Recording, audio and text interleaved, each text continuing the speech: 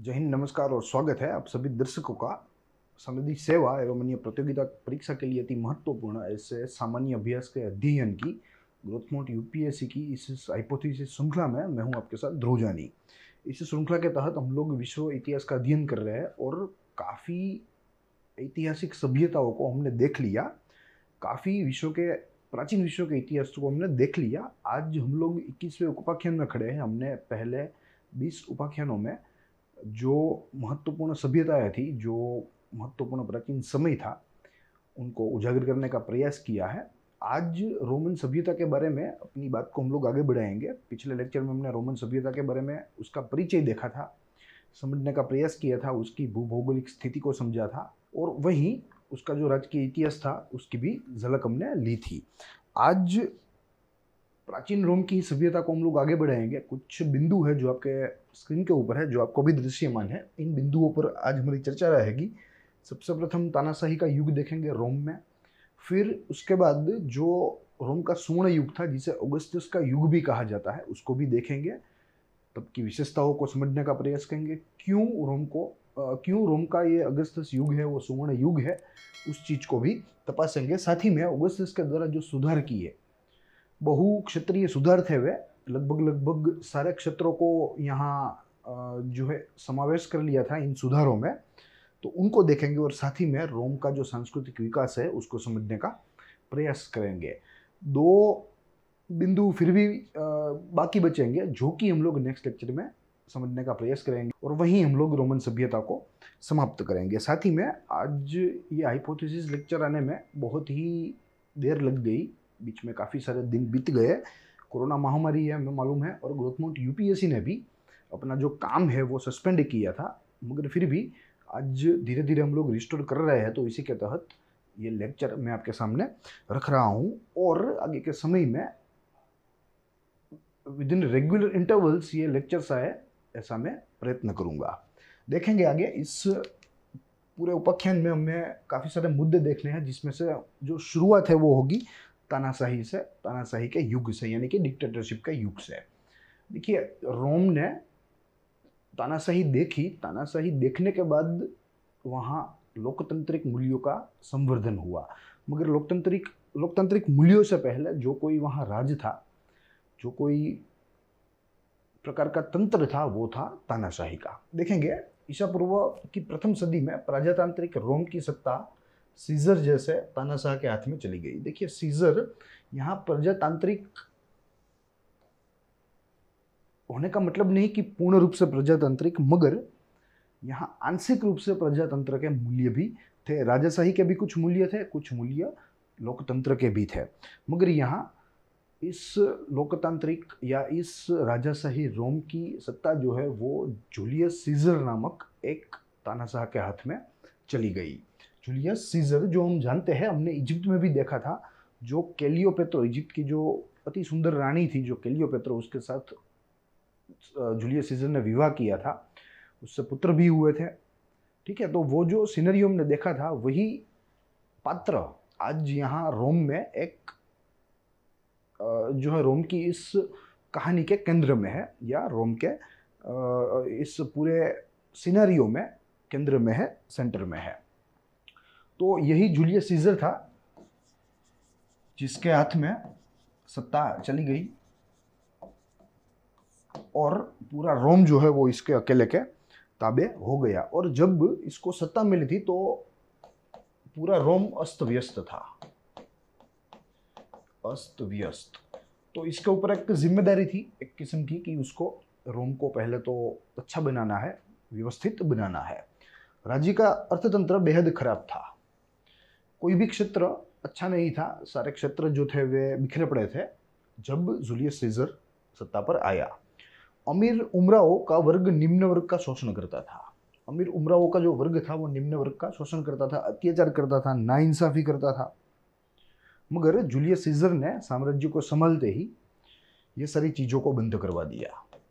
Scissor ने बंद करवाया और इसी की वजह से वो वहाँ की प्रजा में, तानाशाही होने के बावजूद भी वो वहाँ की प्रजा में लोकप्रिय हो गया। ये अपने आप में एक महत्वपूर्ण बात है। आगे देखें तो सीजर का जन्म ईसा पूर्व 100 में जूलियाई नामक नगर में हुआ था। जूलियाई नामक नगर था रोम का, और यही नगर में जूलियस सीजर का जन्म हुआ था। कहा जाता है कि पोट्रेशियन कुटुंब में जूलियस सीजर का जन्म हुआ था। ये महत्वपूर्ण माहिती है। पोट्रेशियन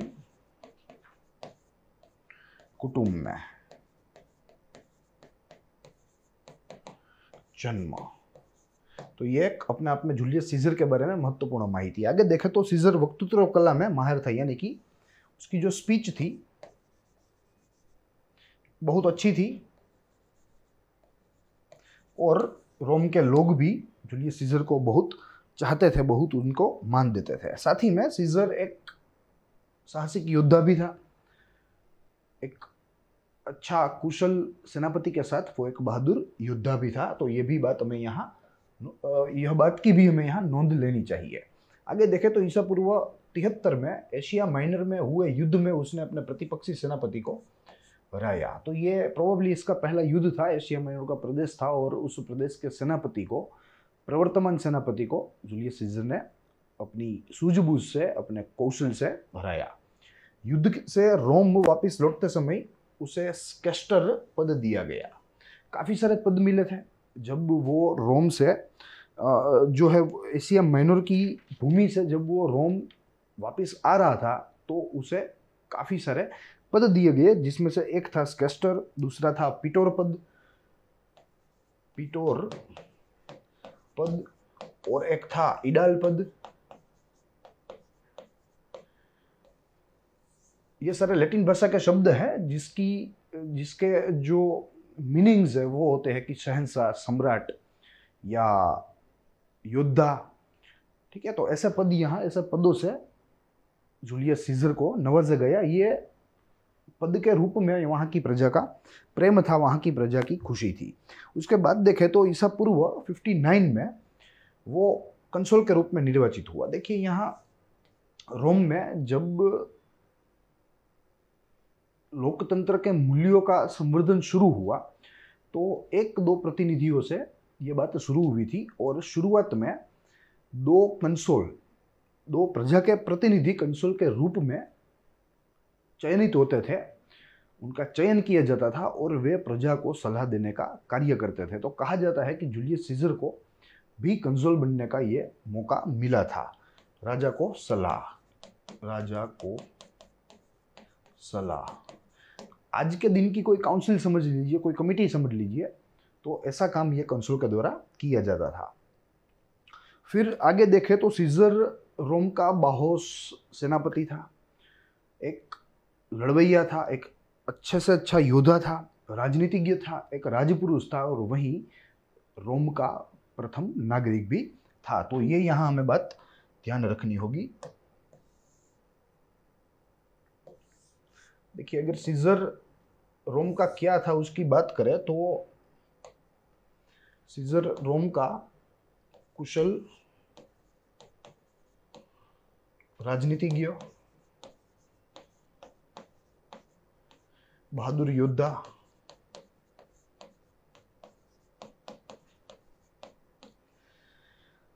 सेनापति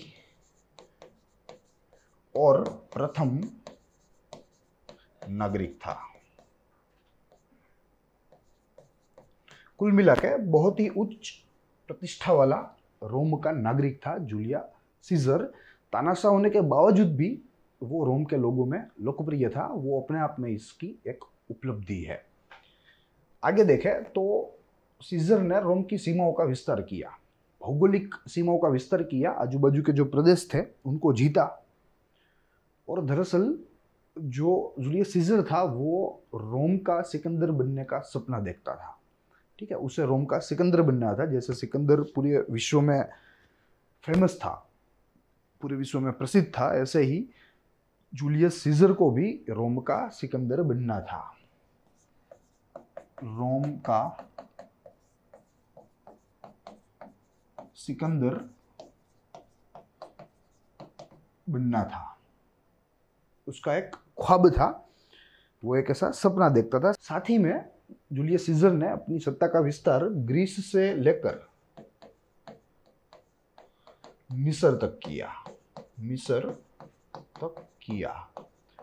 दोनों ही अपने आप में महत्वपूर्ण प्राचीन सभ्यताएं है जिसका अध्ययन हमने कर लिया है। तो अगर आप ग्रीस की सभ्यता या मिस्र की सभ्यता से वाकिफ नहीं है, उसके पहलुओं से वाकिफ नहीं है, तो मैं आपको अनुरोध करूंगा कि ग्रोथमोट यूपीएससी के प्लेलिस्ट में जो हाइपोथेसिस नामक जो एक लिस्ट बना हुआ है, आप उसे थरली देख लीजिए, ताकि विश्व इतिहास from the evolution of humans से आपका क्लियर हो जाए टिल डेट।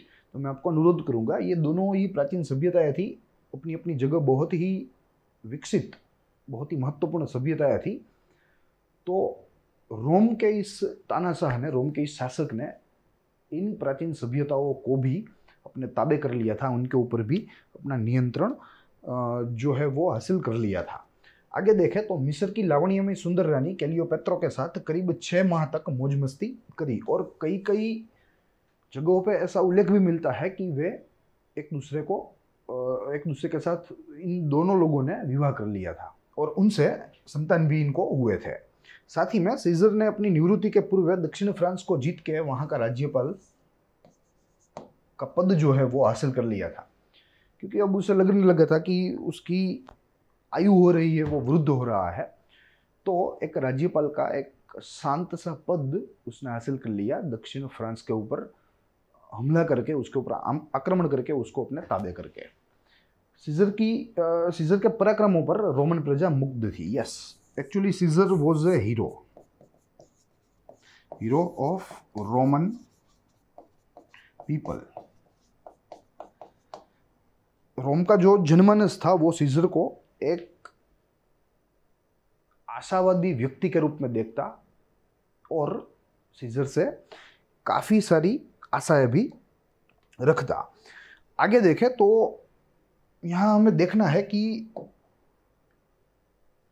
जूलियस सीजर ने रोम को एक बहुत ही सुंदर नगरी बनाया, यानी कि वो रोम का प्रेमी तो था ही, साथ ही में वो एक अच्छा प्रशासक भी था। इतना रिफॉर्म्स जो उन्हें सीजर ने किया था उस समय, वे रिफॉर्म्स ही बोलते हैं कि वो एक अपने आप में अच्छा एडमिनिस्ट्रेटर था, अच्छा प्रशासक था। अगर वो अच्छा प्रशासक नहीं होता तो मुझे लगता है कि ये बात आज हम लोग नहीं पढ़ रहे होते, नहीं हम अध्ययन कर रहे होते कि उसने रोम का जो बाह्य क्लेवर था उसे बदल दिया, पूरे रोम को व्यवस्थित कर दिया, पूरा रोम जो अस्त व्यस्त था, जब वो सत्तारूढ़ हुआ तो उसमें से उसने व्यवस्थित बनाया। तो ये एक अच्छे प्रशासक की निशानियां है, उसके तत्व है। आगे देखें तो सीजर ने रोम के विकास हेतु टाइबन नदी के प्रवाह को बदल दिया। देखिए यहाँ कितने पहले समय की बात कर रहे हैं हम लोग, आज से करीब करीब 2000 वर्ष पहले की बात हम लोग कर रहे हैं। और ऐसे समय में बड़ी बड़ी नदियों के प्रवाहों को मोड़ना, उनको बदलना, वो अपने आप में एक अच्छे प्रशासक की निशानी है। यहाँ मात्र और मात्र अच्छी जो है प्रशासन की खूबियां ही नहीं, मगर उसके साथ तीव्र इच्छा शक्ति की भी जरूरत होती है, तब जाके ये सारे काम संपूर्ण होता है, जो है हो सकते हैं। साथ ही में ऐसा भी कहा जाता है कि सीजर ने कई सारी योजना भी बनाई थी, योजनाएं, और ये सारी योजनाएं बहुहेतुक थी। बहुहेतुक यानी कि टाइबन नदी के ऊपर एक बड़ा सा बंध बनाया था, और जो पानी इकट्ठा हो रहा था, जो सरोवर बना था, उन पानी का भरपूर उपयोग करने में जो है आता था। आजू बाजू के एरियाज में जो कृषि थी उनको भी ज़्यादा फायदा मिल रहा था। साथ ही में पीने के पानी का जो प्रश्न था वो भी यहाँ सीजर ने सोल्व किया था रोम के लोगों के द्वारा, ऐसा उल्लेख हमें मिलता है। आगे देखें तो सीजर एक नोंदनीय सुधारक था, जिसका जिक्र मैं करता आया हूँ। ही was A reformer, he was a very good reformer, और रिफॉर्म्स एक अच्छे एडमिनिस्ट्रेटर के द्वारा ही हो सकते हैं। फिर बाद में सीजर ने रोम का पंचांग बदला, जो चंद्रमासी पंचांग था उसे कर दिया सूर्यमासी, चंद्रमासी से कर दिया बदलकर सूर्यमासी। साथ ही जूलियस सीजर एक तानाशाह के साथ साथ एक उच्च कोटि का आप कह सकते हैं कि खगोल शास्त्री भी था। He was a astrologer, he was a high quality astrologer as well. तो उसने एक अपना पंचांग बनाया था जिसमें जो एक लीप डे की जो भूल रहती थी, लीप डे, वो लीप डे की भूल निकाल कर यहाँ जूलियस सीजर ने एक बहुत ही अच्छा जो है एक पंचांग बनाया था, उसको यहाँ लागू किया। और ये पंचांग कहा जाता है कि इजिप्ट के उत्तरीय इजिप्ट के या उत्तरीय मिस्र के अलेक्जेंड्रिया नामक नगर में बनाया गया था।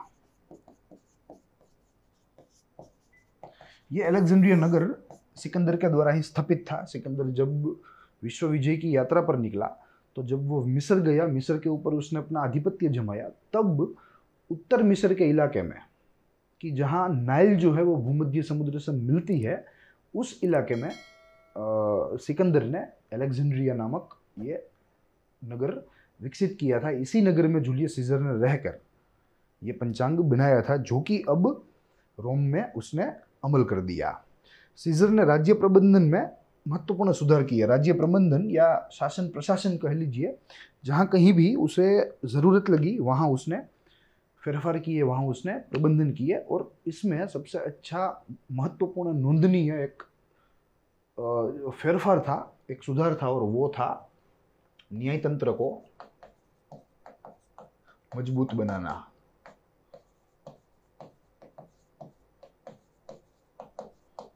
जूलियस सीजर ने ये काम बहुत ही अच्छी तरीके से किया था। आगे देखें तो राज्य की क्रांतिकारी संस्थाओं को नाबूद किया। यस, जो क्रांतिकारी संस्थाएं थी जो कि नेतृत्व के सामने लड़ती थी, उनको दबाकर उनको तहस नहस कर दिया, उनका विनाश कर दिया।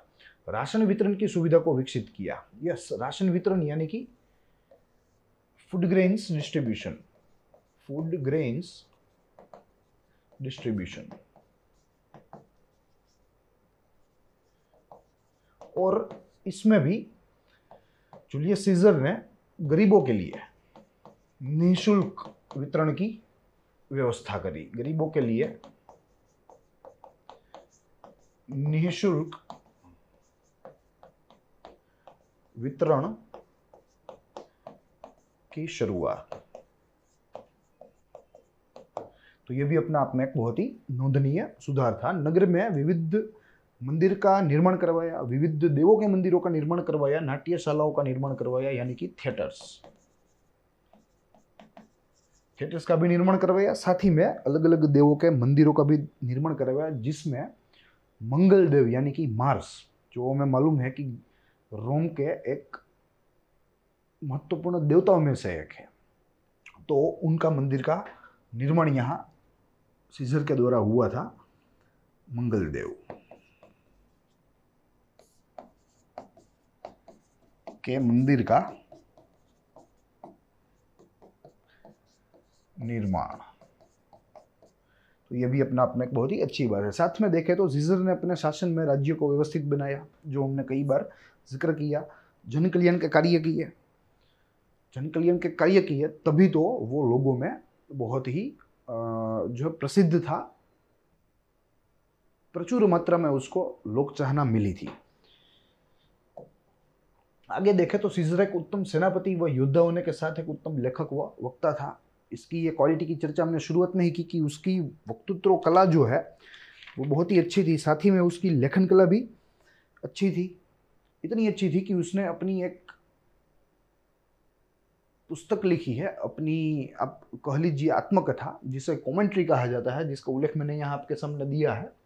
ये लैटिन भाषा का एक सुंदर पुस्तक है जो कि सीजर ने अपने हाथों से लिखा है, और इसमें फ्रांस के ऊपर का जो विजय था उसका भव्य वर्णन किया है। साथ ही में यह पुस्तक गद्य शैली में लिखा गया है।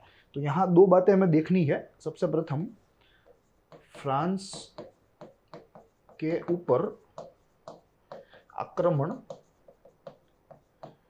व विजय का भव्य लेखन, और वहीं ये पुस्तक गद्य शैली का है, का पुस्तक। तो अपने आप में बहुगुणी था जूलियस सीजर। तानाशाह होने के बावजूद भी उसमें अच्छे प्रशासक के, अच्छे शासक के गुण मौजूद थे। आगे देखा तो इतिहासकार सीजर को गद्य शिल्पी कहते हैं। यस, प्राचीन रोम में अगर गद्य लिटरेचर को किसी ने प्रमोट किया हो, गद्य साहित्य को तो वो है जूलियस सीजर, और इसीलिए इतिहासकार यह महानुभाव को, जूलियस सीजर को गद्य शिल्पी से नवाजते हैं। आगे देखें तो ईसा पूर्व 44 में सेनेट में सीजर का खून किया गया। यस, सेनेट में ही सीजर का खून कर दिया गया और सीजर की मृत्यु हो गई, मगर सीजरवाद चलता रहा। जो छाप छोड़ गया था अपने कुछ वर्षों के शासन में, जो सुधार, जो लोक चाहना उसने प्राप्त की थी, वो लोक चाहना लोगों के मन में ही रह गई। सीजर भले ही चला गया, मगर सीजर का जो नूर था वो ऐसे ही था। सीजर के दिए हुए, जो आप समझ लीजिए कि दी हुई जो विचारधारा थी, जो कार्यशैली थी, कार्य पद्धति थी, वो ऐसे ही रहा। इसलिए कहा गया है कि सीजर चला गया, सीजर की मृत्यु हो गई, मगर सीजरवाद चलता रहा। सीजर ने अपने जीवन काल के दौरान कई अच्छे कार्य किए, वो तो निसंदेह की बात है। उसने अपने जीवन काल के दरमियान कई सारे अच्छे कार्य किए।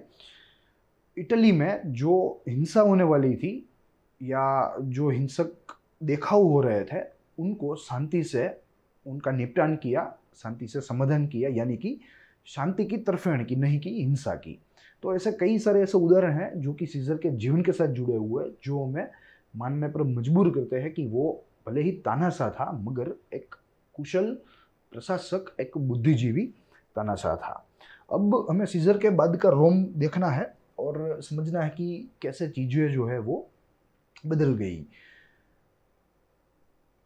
और यहाँ एक सेंटेंस मौजूद है, कहा जाता है कि सीजर ने अपनी सत्ता एशिया, यूरोप व अफ्रीका प्रदेश तक विस्तारी। निसंदेह वो एक शक्तिशाली योद्धा था, एक माहिर सेनापति था और प्रबल इच्छा शक्ति रखता था। तो ये बात शक्की है कि उसने अपनी सत्ता अफ्रीका, एशिया व यूरोप तक उसने विस्तारी होगी, उसमें कोई संदेह नहीं है। अब आगे देखें, सीजर के बात कर रहा हूँ तो कई सारी चीजें हैं जो कि मैं देखनी है, जिसमें सर्वप्रथम सीजर ने अपने अनुगामी की घोषणा नहीं करी थी। Yes, he never disclosed his successor. उसने अपने अनुगामी का नाम कभी भी सार्वजनिक नहीं किया था, कभी भी घोषित नहीं किया था। सीजर की मृत्यु पश्चात रोम के राजतंत्र में बहुत मुश्किलें उत्पन्न हुई। यस, क्योंकि पूरा राजतंत्र मात्र और मात्र जूलियस सीजर के कुन्हे से ही चलता था, उसकी जो काबिलियत थी उस पर ही चलता था, मगर आज वो नहीं रहा और उसकी गैरहाजिरी में यहाँ का जो तंत्र है वो अस्त व्यस्त हो चुका। सीजर के हथियार मार्क्स ब्रूटस व कैसियस दोनों ने रोम में लोकतंत्र की स्थापना हेतु प्रयत्न भी किए। देखिए, ये दोनों उसके हथियार हैं। किसी कारणवश जूलियस सीजर की मृत्यु कर दी गई। आमतौर पे उन दिनों में हत्याओं के कारण, अधिकांश हत्याओं के कारण राजनीतिक होते थे। तो यहाँ भी हमें राजनीतिक कारण ही देखने को मिलता है। हालांकि ये स्पष्ट नहीं है, ये अलग बात है, मगर मोस्ट प्रोबेबली, संभवतः यही होना चाहिए। आगे देखें तो सीजर की मृत्यु के बाद अपना गोद लिया पुत्र भतीजा ऑक्टेवियस को पसंद किया गया। पूरा रोम आनंदित हो गया। सीजर की मृत्यु के बाद, जैसे मैं मालूम है कि उसने अपना सक्सेसर का नाम तो सार्वजनिक नहीं किया, अपने अनुगामी का नाम, मगर जो उसने गोद लिया था अपना भतीजा ऑक्टेवियस, वो उसका पुत्र था, गोद लिया वो पुत्र था। तो उनके नाम की घोषणा से पूरा रोम जो है वो आनंदित हो गया, क्योंकि पूरा रोम ऑक्टेवियस में जूलियस सीजर को देखता था। ऑक्टेवियस में अपने बाप का जो कौशल था, अपने पिता का, वो देखता था। देखे आगे तो सीजर के हथियार को रोम से भगाया गया। यस, सीजर के हथियारों को रोम से एविक्ट कराया गया, उनको भगाया गया। ऑक्टेवियस ने धीरे धीरे रोम पर नियंत्रण करना शुरू किया। धीरे धीरे ऑक्टेवियस ने जो सत्ता का जो दौर था, जो धुरा थी, वो अपने हाथ में अब ले ली धीरे धीरे। रोम में ऑक्टेवियस का प्रतिस्पर्धी एंटोनी था। ये पूरी कहानी है जो कि इजिप्ट के पतन के साथ जुड़ी हुई है, वो हमने देखी थी, जहाँ क्लियोपेत्रा के साथ सबसे प्रथम जूलियस सीजर का विवाह होता है, फिर उसके बाद उसके पुत्र ऑक्टेवियस का विवाह होता है, फिर उसके बाद उसके एक चाचा थे, करीबी चाचा थे एंटोनी, उसका भी विवाह होता है। ठीक है, तो उस कहानी से जुड़े ये पात्र है और यहाँ रोम के साहित्य में भी हमें देखने को मिलते हैं। फिर आगे देखें तो एंटोनी ने मिस्र की क्लियोपेत्रा के साथ विवाह किया। जो बात मैंने आपको बताई, परिणाम आंतरिक विग्रह शुरू हो गया। Yes, which resulted in internal conflict. युद्ध में ऑक्टेवियस विजयी हुआ, रोम में चली आ रही अराजकता का उसने अंत किया। एंटोनी हारा और वहीं जो ऑक्टेवियस है उसका विजयी हुआ इस युद्ध में, ऐसा निर्णय आया।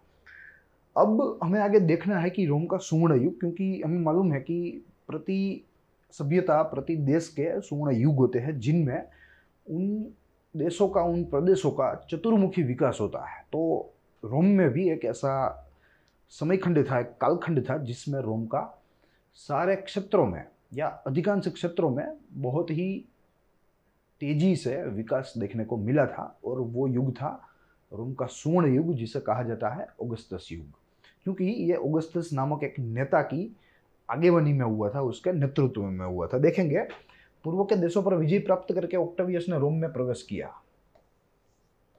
रोम की प्रजा ने उसे कई किताबों से नवाजा। रोमन इतिहास में ऑगस्टस का युग सुवर्ण युग माना जाता है। यस, रोमन इतिहास में ऑगस्टस का जो युग है उसे सुवर्ण युग माना जाता है। जैसे अगर भारत के संदर्भ में देखें तो गुप्त युग को भारत का सुवर्ण युग माना जाता है, वैसे ही रोम के ऑगस्टस युग को रोम का सुवर्ण युग माना जाता है। वहीं अगर ग्रीस की बात करें तो पेरिक्लस नामक युग था, जो कि ग्रीस का सबसे अच्छा युग था, ग्रीस के विकास के लिए सबसे अच्छा युग था, इसलिए पेरिक्लस युग को ग्रीस का सुवर्ण युग माना जाता है। ऑगस्टस ने राजवी के तौर पर कई सारे सुधार किए, रोम का नाम विश्व के इतिहास में अमर बनाया।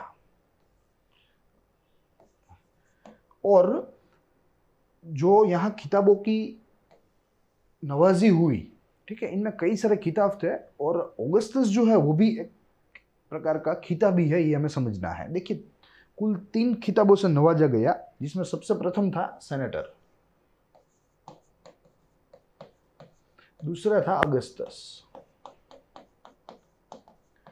और तीसरा था प्रिंसेप। प्रत्येक के अलग अलग नाम है। सेनेटर यानी कि जो कोई उस समय प्रबंधक होता था, जो प्रबंधन करता था सार्वजनिक जीवन में, उसे सेनेटर कहा जाता था। फिर बाद में ऑगस्टस, ये ग्रीक शब्द है और गौरव सूचक है, गौरव से भरा, गरिमा से भरा ये शब्द है। वैसे तो रोम शब्द है मगर ग्रीस शब्द से उतर कर आया है। फिर बाद में प्रिंसेप यानी कि प्रथम नागरिक। तो इतने खिताबों से नवाजा गया था, जिसमें से एक खिताब बहुत ही पॉपुलर हुआ और वो था ऑगस्टस का। और ये पॉपुलर इसलिए हुआ क्योंकि ऑगस्टस समय, रोम के स्वर्ण युग को ही अगस्टस समय कहा गया, इसलिए अगस्टस नाम ज़्यादा पॉपुलर हो गया। कई क्षेत्रों में अगस्टस ने सुधार किए। जैसे देखिए, यहाँ हमारे पास एक स्मार्ट आर्ट है जो हमें समझाने का प्रयास करेगा कि अगस्टस ने जो जो सुधार किए वो किन किन क्षेत्रों के साथ संबंधित है। 6 क्षेत्रों के साथ संबंधी सुधार यहाँ अगस्टस के द्वारा किए में दृश्यमान है, जिसमें सर्वप्रथम है प्रशासनिक सुधार, यानी कि एडमिनिस्ट्रेटिव रिफॉर्म्स। Administrative reforms. उसके बाद देखें आर्थिक सुधार, यानी कि इकोनॉमिक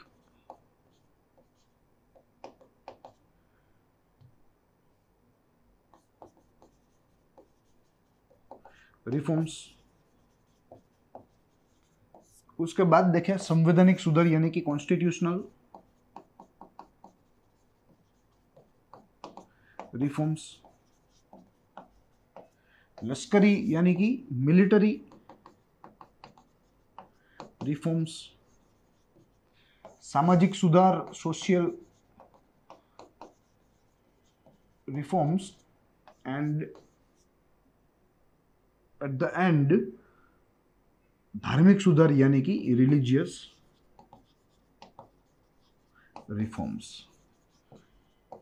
संक्षिप्त में मानव जीवन के सारे क्षेत्रों को अगस्टस ने, यानी कि ऑक्टेवियस ने अपने समयकाल दरमियान उसमें फेरफार कर दिए। जो भी जरूरी फेरफार थे वो कर दिए, जिसका फायदा आगे चलकर रोम को और रोमन प्रजा को प्रचुर मात्रा में मिला। तो ये सारे अगस्टस के सुधार है। अब एक एक सुधार को हम लोग नजदीक से ब्रीफली देखने का प्रयास करेंगे। देखिए यहाँ एक चीज हमें देखनी है। सर्वप्रथम अगस्त्यस ने पूरे राज्य को प्रशासन के सुधार के लिए प्रांतीय प्रशासन में जो है फेरफार किए। देखिए यहाँ ये पहला सुधार है, दरअसल प्रशासनिक सुधार है। प्रशासनिक सुधार में क्या किया कि सबसे प्रथम अपना जो राज्य था, अपना जो प्रदेश था, उसे प्रोविंस में यानी कि प्रांतों में विभाजित कर दिया, ताकि पूरे प्रदेश का जो प्रशासन है वो पुनःपूर्वक हो सके। तो यह सर्वप्रथम इसका प्रशासनिक सुधार था।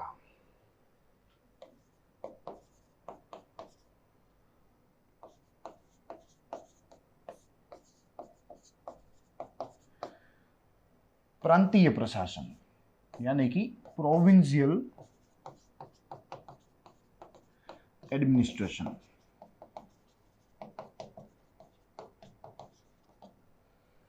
फिर आगे देखें तो भ्रष्टाचार को भी मुक्त किया, भ्रष्टाचार को भी नाबूद किया पूरे प्रशासन में से, और प्रशासन को जो भ्रष्टाचार का रोग लगा था उससे स्वस्थ किया। प्रशासन में कुशल राज्यपालों की नियुक्ति की, यानी कि ही अपॉइंटेड गवर्नर्स फॉर प्रोविंस। प्रांत कर दिए, अब इन प्रांतों का प्रशासन करने के लिए राज्यपालों की नियुक्ति कर दी गई, और ये राज्यपाल सम्राट को प्रत्यक्ष रूप से जिम्मेदार थे। सीधे वे रिपोर्ट करते थे सम्राट को, उनके बीच में कोई अन्य स्तर नहीं था। तो ये अपने आप में बहुत ही अच्छा फैसला था। प्रशासनिक सुधार से आर्थिक परिस्थिति बेहतर होने लगी। प्रशासनिक सुधार आया, करप्शन गया, काम होने लगा, तो यहाँ आर्थिक परिस्थिति जो है पूरे प्रदेश की, पूरे राज्य की, वो भी धीरे धीरे सुधरने लगी। राज्य में सुरक्षा की व्यवस्था चुस्त कर दी गई। सुरक्षा की व्यवस्था यानी कि सिक्योरिटी। समुद्री लुटेरों से रोम को मुक्त बनाया। जैसा हमें मालूम है, रोम समुद्र के आजू बाजू में पड़ता देश है, ठीक है। तो यहाँ समुद्री लुटेरों का बहुत ही ज्यादा त्रास था, या बहुत ही ज्यादा उनका आप कह सकते हैं कि प्रभाव था, ठीक है। और पूरे रोम को इन समुद्री लुटेरों से मुक्त करवाने का काम अगस्त्यस ने किया, उर्फ ऑक्टावियस ने किया। रोम शहर को 14 विभागों में विभाजित कर दिया। यह भी एक प्रशासनिक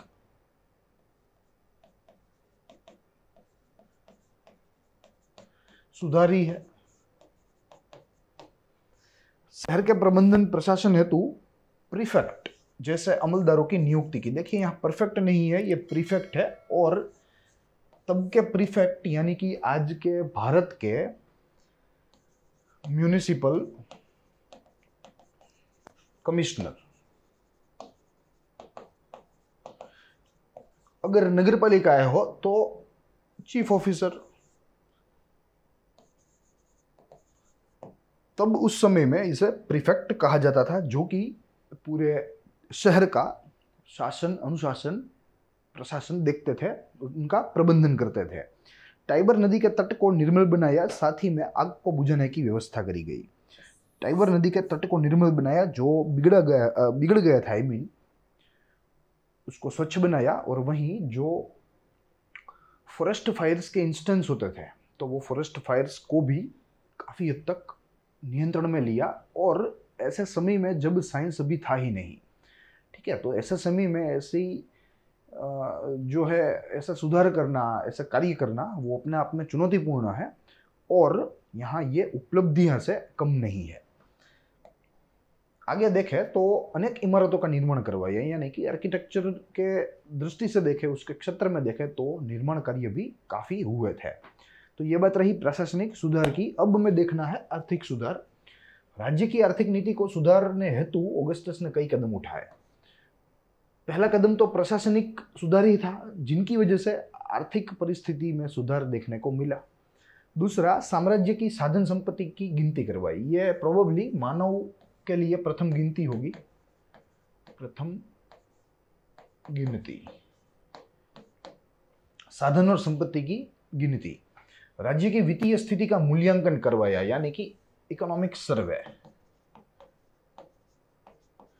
इवैल्यूएट करवाया, कितना एसेट्स है, कितनी लायबिलिटीज है, आज राज्य की आर्थिक परिस्थिति क्या है, आज राज्य का आर्थिक स्वास्थ्य क्या है। राज्य में अयोग्य करों को हटाया। जो अयोग्य कर थे, जो प्रजा के लिए एक दिक्कत समान थे, प्रजा की मुश्किलों में इजाफा कर रहे थे, उनको नाबूद कर दिया। जमीन कर व निजी कर को व्यवस्थित किया। जमीन कर और निजी कर जो पेचीदे थे उनको सिंपल किया, साथ ही में व्यवस्थित भी किया। ऑगस्टस ने मछली व नमक के उद्योग को प्रोत्साहन दिया। उनको मालूम था कि हम लोग समुद्र तट पर रहते हैं तो क्यों ना समुद्र संसाधनों का उपयोग करें, और बेहतरीन तरीके से यहाँ करने हेतु मछली व नमक के उद्योगों को यहाँ प्रचुर मात्रा में प्रोत्साहन मिला। राज्य की आय को बढ़ावा देने हेतु ऑगस्टस ने ठोस कदम उठाए, which means he was actually hustling for increasing the income of the state, for doubling the income of the state. और ऐसा करने के लिए कई सारे कठोर कदम भी यहाँ उसने उठाए थे, ऐसा हमें जिक्र देखने को मिलता है। तो ये सारी चीजें हैं जो कि हमने आर्थिक सुधार में देखी। साथ ही में एक आखिरी चीज छूट रही है जो बता रही है कि राज्य के हिसाब की समीक्षा सार्वजनिक करने की पद्धति शुरू की। यस, जो बजट रहता था, या आप समझ लीजिए अकाउंट्स रहता था, अकाउंट्स वेर डिस्क्लोज्ड। सार्वजनिक करने की पद्धति यहां अगस्टस के समय से शुरू हुई, जो अपने आप में बहुत ही अच्छी थी। लोगों को मालूम पड़ने लगा कि सरकार या तब के जो राजवी थे, तब के जो नेता थे, वे किस तरह से खर्च कर रहे हैं, कहाँ से पैसा प्राप्त कर रहे हैं और कहाँ वे उनका व्यय कर रहे हैं। फिर बाद में देखें संवैधानिक सुधार, कॉन्स्टिट्यूशनल पॉइंट ऑफ व्यू से भी काफ़ी सारी चीज़ों को जो है यहाँ अगस्टस ने छुआ है, उनका फेरफार किया है। मगर इसमें संवैधानिक सुधार की बाबत में देखें तो सेल्फिशनेस यहाँ हमें ज़्यादा देखने को मिलती है, स्वार्थ यहाँ ज़्यादा देखने को मिलता है, क्योंकि अपनी सत्ता को बढ़ाने के लिए कुछ संवैधानिक फेरफार ऐसे थे जो अगस्टस ने किए थे। देखेंगे प्राचीन समय की रोमन संस्थाओं को उसने चालू रखा। जो प्राचीन समय की रोमन संस्था थी, जो वैल्यूज थी, उनको फिर से पुनर्जीवित किया, उनको चालू करवाया, परंतु कार्य पद्धति व सत्ता में फेरफार किए।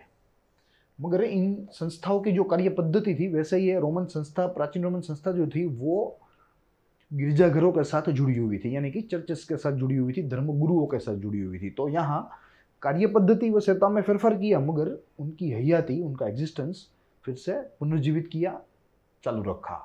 सेनेट गृह की सभ्य संख्या में कटौती करी। पहले 900 की सभ्य संख्या थी, वो अब कर दी गई घटा के 600 की। तो ये हमें बात ध्यान में रखनी है। सेनेट में सेनेट में परदेशियों व गुलामों को हटाया। जो परदेशी और गुलाम बैठते थे उनको हटाया।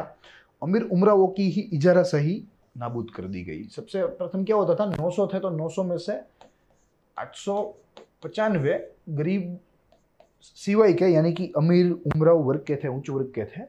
तो ये जो चिल्ला था यहाँ, ये जो कुपरंपरा थी, उसे यहाँ अगस्टस ने या ऑक्टेवियस ने नाबूद कर दिया, खत्म कर दिया। सभी वर्गों को सेनेट में प्रवेश मिले ऐसी व्यवस्था करी, यानी कि इक्वालिटी टू एंटर सेनेट। तो ये भी अपने आप में एक बहुत ही अच्छी बात है। सेनेट को एक सलाहकारी संस्था बनाया। सेनेट पहले बहुत ही पावरफुल था। पहले जैसे सेनेट कहता था ऐसा ही राजा को या राजा की टीम को, राजा की काउंसिल को मानना पड़ता था। मगर अब सेनेट को मात्र और मात्र सलाहकारी संस्था बनाया, एक एडवाइजरी बॉडी ही बनाकर रख दिया गया। फिर आगे देखें तो इसके पीछे अगस्टस अपनी सत्ता बढ़ाना चाहता था, जिसका जिक्र मैंने शुरुआत में ही किया कि कई सारे ऐसे संवैधानिक फेरफार थे जो उसने अपने स्वार्थ के लिए किए, अपनी सत्ता को बढ़ाने के लिए किए। तो ये बात रही संवैधानिक सुधार की। अब हमें देखना है लश्करी सुधार। अगस्टस शुरू से ही लश्करी सुधार करने लगा था। जब से उसने अपने जो है अपना स्थान ग्रहण किया, तब से वो ऐसा सुधार करने लगा था। लश्कर को लेकर कई सारे नियम बनाए। कई सारे नियम थे, जिसमें सबसे प्रथम था नौकरी की शर्त थी, तनख्वाह दी गई। सबसे प्रथम बार आज दिन तक सेना को या सैनिकों को तनख्वाह नहीं मिलती थी, मगर यहाँ अगस्टस ने शुरू करवाई कि अगर हमें अच्छा लश्कर बनाना है, कार्य सक्षम लश्कर बनाना है, तो हमें उन्हें आर्थिक जो प्रोत्साहन है वो देना चाहिए, और इसी आर्थिक प्रोत्साहन के रूप में वे तनख्वाह देने लगे। नौकरी की अवधि भी फिक्स कर दी गई, जो टाइम लिमिट होती थी वो भी फिक्स कर दी गई, तो मैं यहाँ लिख सकता हूं कि सबसे प्रथम तो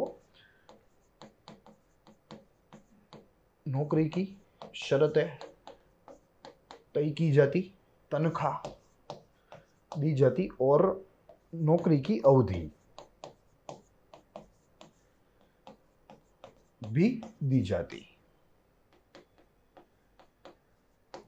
फिर आगे देखें तो लश्कर की संख्या में कटौती करी, लश्कर को कम किया मगर ज्यादा तालीमबद्ध किया।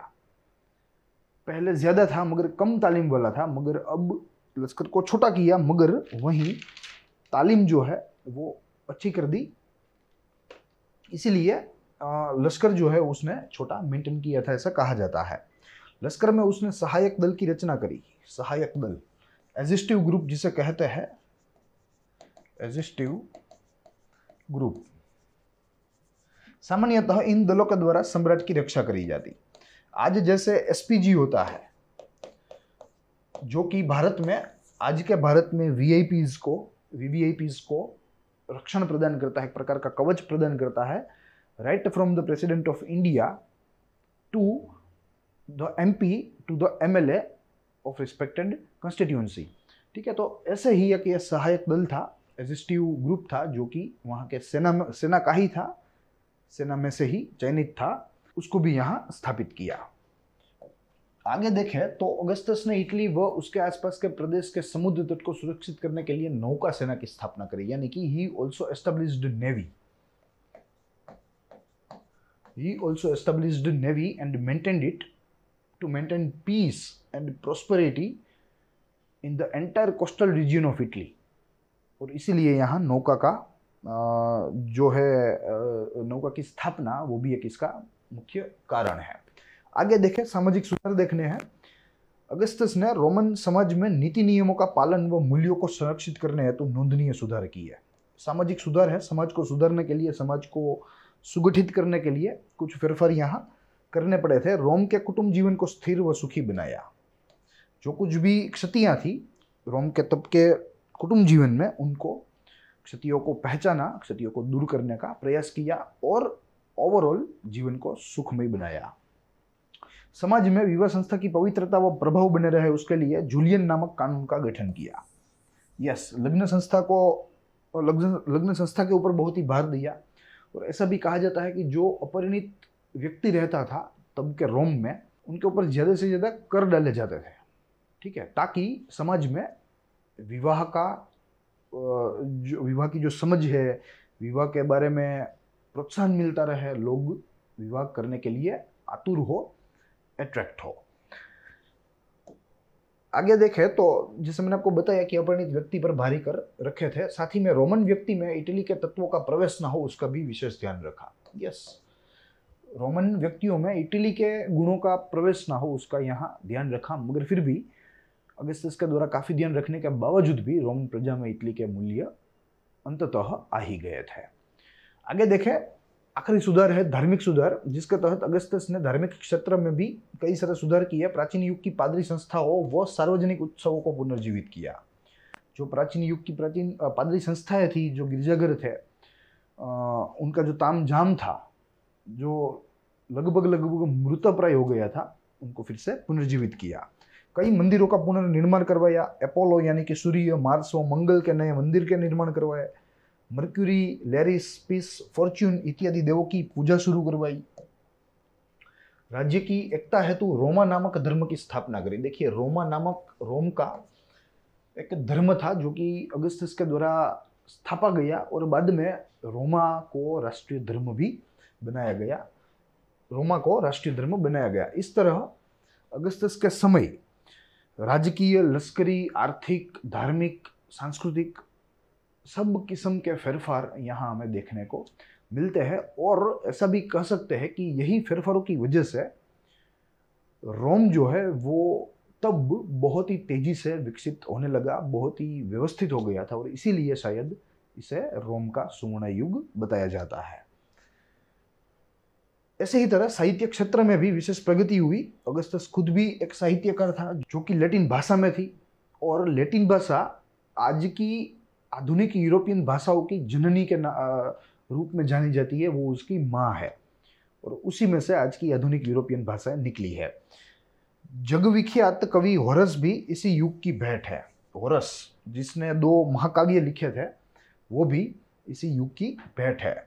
इलियड और ओडिसी के नाम से हम उन महाकाव्यों को जानते हैं और कहा जाता है कि ये कवि होरस जो थे वे अंध कवि थे। इसी युग का दूसरा विख्यात कवि वर्जिल था। वर्जिल की रचनाओं में गांव का सौंदर्य व प्रकृति सौंदर्य देखने को मिलता था। अगस्टस के युग में रोम में शांति स्थापी गई क्योंकि शक्तिशाली शासक था, एक अच्छा सुधारक था, इसलिए शांति बनी रही।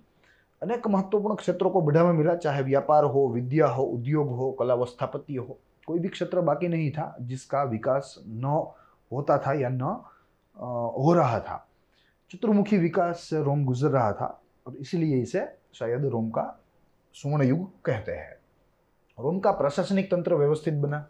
असल में अगस्टस समग्र रोमन साम्राज्य का प्राण था। यस, पूरी प्रजा जो है वो इसे चाहती थी। पहले इसके पिता को चाहती थी, जूलियस सीजर को। जूलियस सीजर के कार्यों के ऊपर रोमन प्रजा मुग्ध थी। फिर बाद में इसका गोद लिया हुआ पुत्र यानी कि भतीजा ऑक्टेवियस, जिसको अगस्टस का खिताब भी मिला, और इसी अगस्टस ने रोम का जो आप कह लीजिए कि रोम का जो बाह्य क्लेवर था वो बदल कर रख दिया, और इसलिए अगस्टस युग को रोमन साम्राज्य का सुवर्ण युग कहा जाता है। तो ये बात रही अगस्टस और उसके द्वारा किए गए महत्वपूर्ण सुधारों की। अब हमें आगे देखना है कि रोम का सांस्कृतिक विकास जो है वो कैसे हुआ और किन किन मूल्यों पर रोम जो है वो रोम को आज दुनिया याद करती है। देखेंगे रोम की आर्थिक स्थिति में सुधार हुआ, व्यापार व उद्योग का विकास हुआ, यानी कि ट्रेड एंड इंडस्ट्रीज ग्रू। समाज का अमीर वर्ग मजबूत बना, परिणाम वे लापरवाह और विलासी बने। ये तो स्वाभाविक सी बात है। जैसे जैसे समृद्धि आती है वैसे वैसे साथ में लापरवाही आती है, आलसीपना आता है।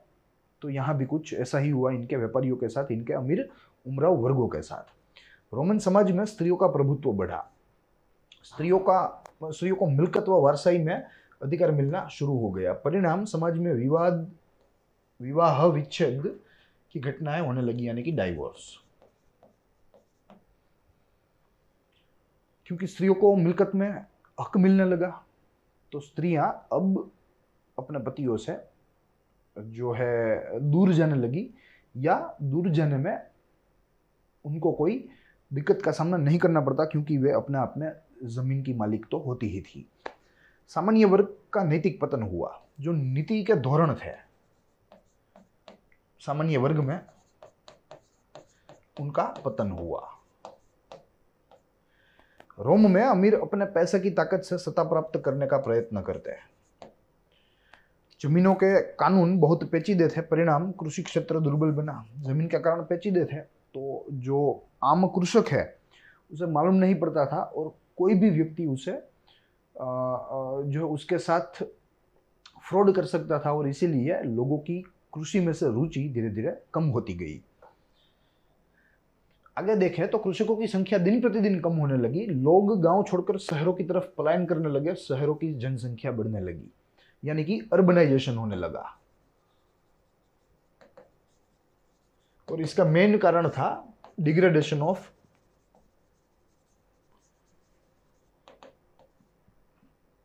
एग्रीकल्चर।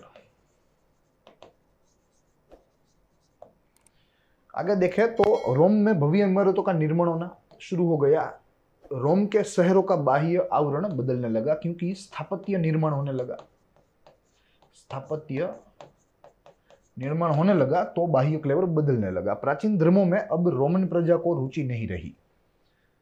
आज दिन तक जो प्राचीन धर्म थे उनमें अब रुचि नहीं रही। वैसे तो रोम का अपना कोई धर्म नहीं था। रोम ने अपने आप में ग्रीस का ही धर्म एक्सेप्ट कर लिया था, स्वीकार लिया था।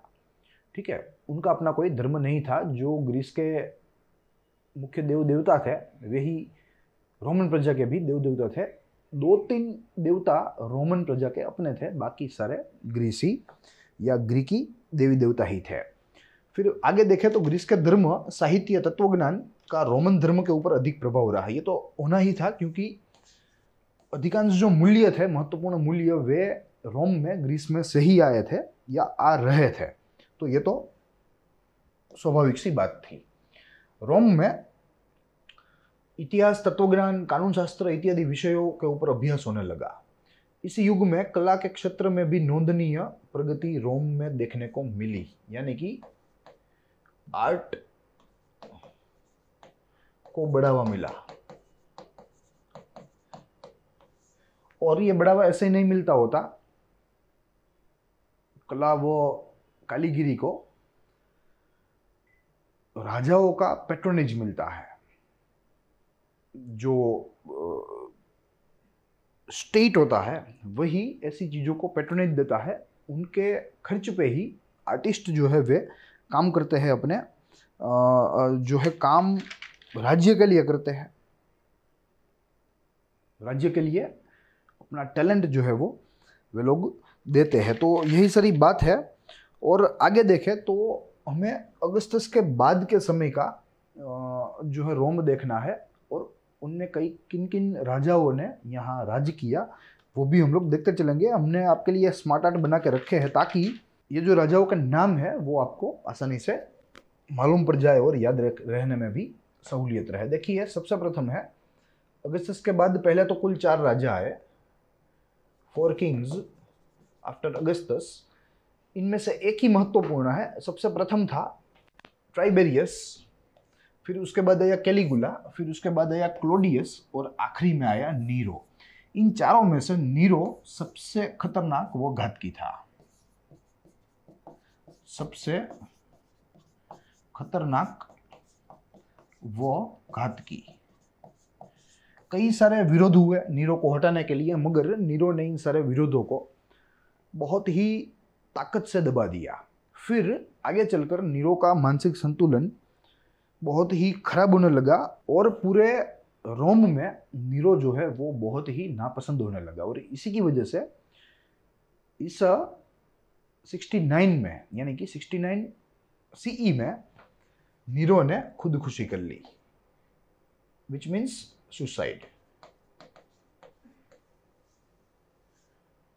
बहुत ही घातकी था, और अपने ही कर्मों के ऊपर मुझे लगता है कि उसे शर्म आ गई होगी और उसने खुदकुशी कर ली। नीरो के अवसान के बाद क्लेविचन वंश के राजाओं का राज आया। उसके लिए भी हमारे पास एक स्मार्ट आर्ट है जिसके तहत नीरो के बाद के राजा हम लोग यहाँ देख सकते हैं। सबसे प्रथम उसमें था गेल्बा, फिर बाद में वेस्पराइयस था, या वेस्परासियस कह लीजिए, फिर उसके बाद टीरस था, और बाद में डोमिशियन था। ठीक है, बहुत ही एवरेज राजा थे, कोई नोंदनीय था नहीं, और इसीलिए इनके ऊपर जानना हमारे लिए ज़रूरी नहीं है। आगे देखें तो हमें देखना है कि फिर बाद में ईसाई धर्म के अनुयायियों पर यहाँ अत्याचार बढ़ने लगा, और आगे चलकर 69 से 190 सीई तक, 69 से 190 सीई तक कुल 5 राजा आए।